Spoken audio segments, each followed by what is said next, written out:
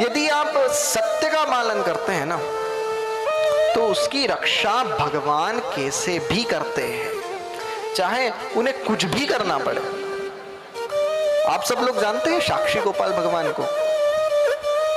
जब भी आप तीर्थ यात्रा में जाते हैं तो एक साक्षी गोपाल भगवान होते हैं, आप सब जानते होंगे, जो तीर्थ यात्रा इत्यादि करते हैं। उनकी एक बड़ी सुंदर कथा है। वह किस प्रकार अपने भक्त के सत्य की रक्षा करते हैं। उन्होंने कई बार अपने भक्त की रक्षा करी। वह लीला पुरुष भगवान ने उस समय ऐसा करा कि एक बार की बात है, एक व्यक्ति था, वह जिस प्रकार हम सब यात्रा पे जाया करते हैं, एक समूह बनाया और यात्रा पे गया।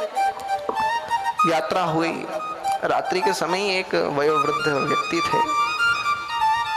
उस वयोवृद्ध व्यक्ति की सेवा एक व्यक्ति ने बहुत करी, अच्छी करी, और वह व्यक्ति उसकी सेवा से अच्छा संतुष्ट हो गया। और संतुष्ट होकर वह कहता कि चलो अपन जब गांव में चले गए तो मैं अपनी पौत्री का विवाह तुमसे करवाऊंगा।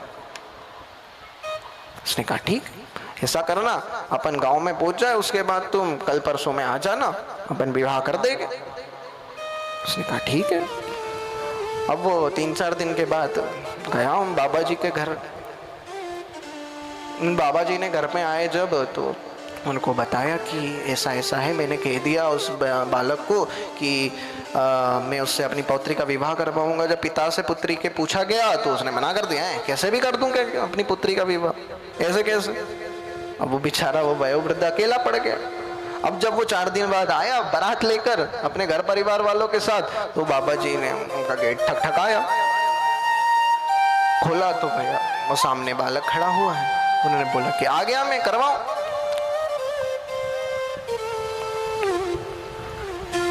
क्या करवाऊं?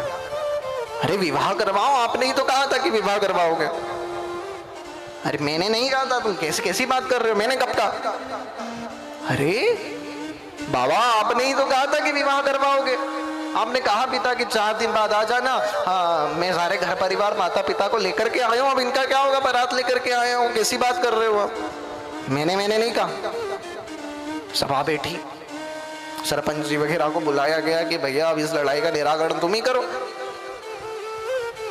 सरपंच जी बैठे, ने बोला कि देखो तुम दोनों के बीच की लड़ाई है, कोई तीसरा तो होना चाहिए कि जो गवाही दे, होना चाहिए ना। उन्होंने बोला कोई हो तो।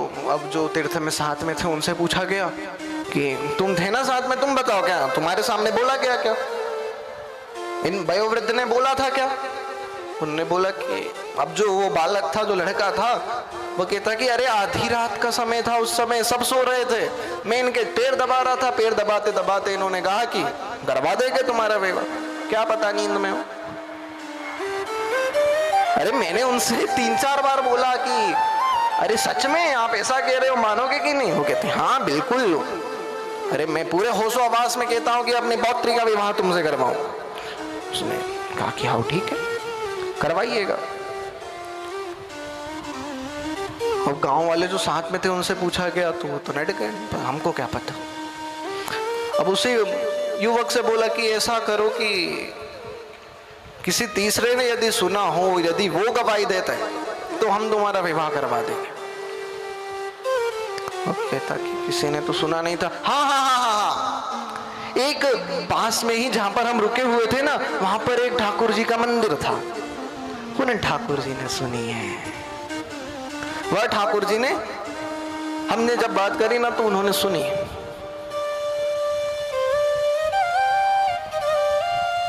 ठाकुर जी ने सुनी, कैसी बातें कर रहे हैं।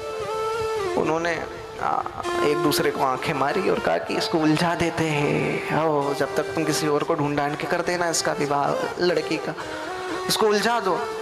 अच्छा चलो, तो ठाकुर जी ने सुनी थी ना बात, जाओ उन्हें बुला के लाओ, यदि वो गवाही दे देना तो हम हमारे खर्चे पे करवाएंगे तुम्हारा विवाह। अरे बहुत अच्छी बात है। गया वो बेचारा,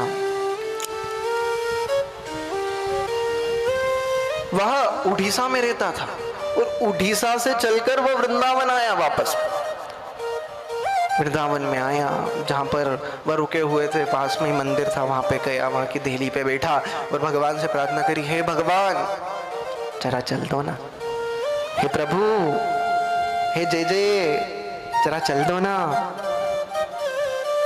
हे प्रभु आप जब तक नहीं चलोगे मैं ना कुछ खाऊंगा ना पीऊंगा, केवल आपकी चौखट पर ही बैठा रहूंगा। अब सुबह से शाम हो गई,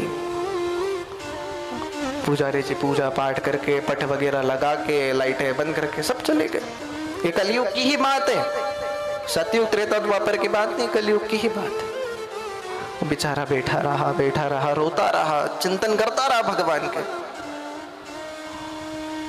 बस वो यही रट लगाता रहा, हे प्रभु चल दो ना, हे प्रभु चल दो ना, मेरी राज रह जाएगी, प्रभु चल दो ना, मेरे को मन में लोभ नहीं है कि मेरा विवाह हो, मत होने दो, मैं तो बाबा बन जाऊंगा, बस आप ऐसा करो कि चल दो और कह दो कि हाँ इन्होंने बोला था। आधी रात हुई,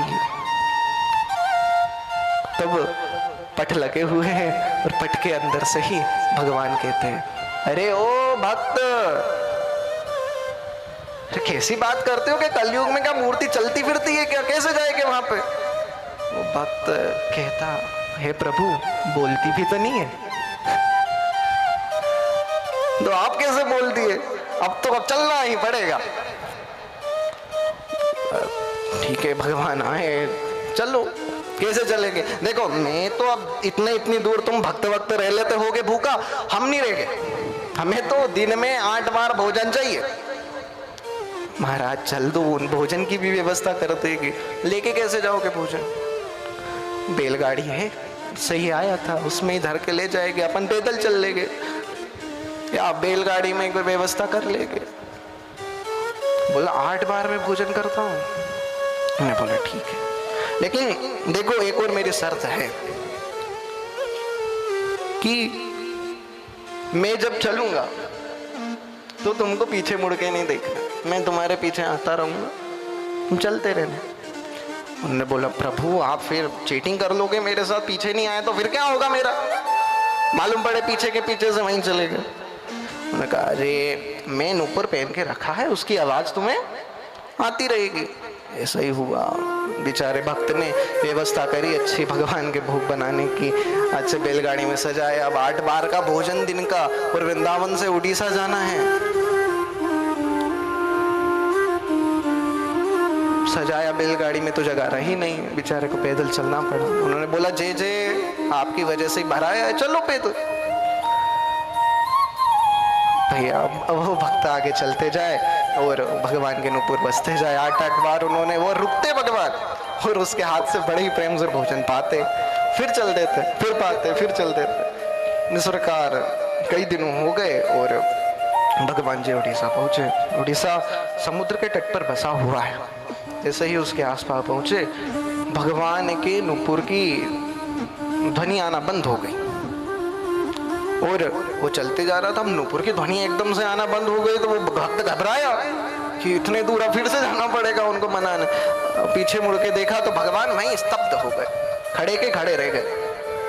उन्होंने बोला मैंने मना करा था ना पीछे मत देखना, अब मैं नहीं जा रहा, रहने दो। प्रभु अब वृंदावन से यहाँ तक आकर थोड़ा और चल दो ना, थोड़ा सा और चल दो। उन्हें बोला अब गांव पास में ही है, थोड़ा सा तो चल दो। अब मेरे को तो आपके नुपुरों की आवाज ही नहीं आ रही थी, अब तब भी पीछे मुड़ के देखना पड़ा। अरे मेरे नुपुर में ये समुद्री रेत घुस गई थी, आवाज कैसे आती तुम? अब जे जे कुछ तो करो। उन्होंने कहा अरे यार कैसे आदमी हो, मैं वृंदावन से उड़ीसा तक चल के आ गया, थोड़ा गांव वालों को भी बुला लो यहाँ पे। हाँ सही बात है, ठीक है ऐसा ही करते। वो व्यक्ति अपने गांव में गया और गांव में जाके हल्ला कर दिया, भगवान आ गए, भगवान आ गए, आओ पूछ लो इनसे, इन्होंने कहा था। भगवान आ गए, सब आश्चर्यचकित हो गए और जाकर जब देखा तो सामने आहा त्रिभंगलली भगवान श्याम सुंदर, जिनके माथे पर बड़ा ही सुंदर मुकुट है, गले में वैजंती की माला पीतांबर धारण कर रखा है, और साक्षात भगवान साक्षी गोपाल भगवान वहां पे प्रकट हो गए। जब उनसे बोला कि हे प्रभु, हे जय जय, जरा इनको बताओ तो कि आपने सुनी थी। भगवान कहते कि हाँ, यह जो बाबा जी है इन्होंने कहा था कि मैं अपनी पौत्री की शादी तुमसे करवाऊंगा। तो ऐसे भगवान की महिमा है महाराज, जो अपने भक्तों के लिए सबके सब नियमों को बदल देते हैं। जितने भी नियम है ना, सबके सब बदल देते हैं। हम जब भी तीर्थ यात्रा में जाते हैं ना, तो ऐसे साक्षी गोपाल भगवान को प्रणाम करते हैं, ताकि है ना वो भैया। और क्यों करते? इसी कथा की वजह से कि वो हमारी लाज रख रहे हैं। ऊपर जब हम जाए तो चित्रगुप्त को सारा कच्चा चिट्ठा बता दे कि हाँ ये आया था हमें धोख देने। ऐसे भगवान साक्षी गोपाल है।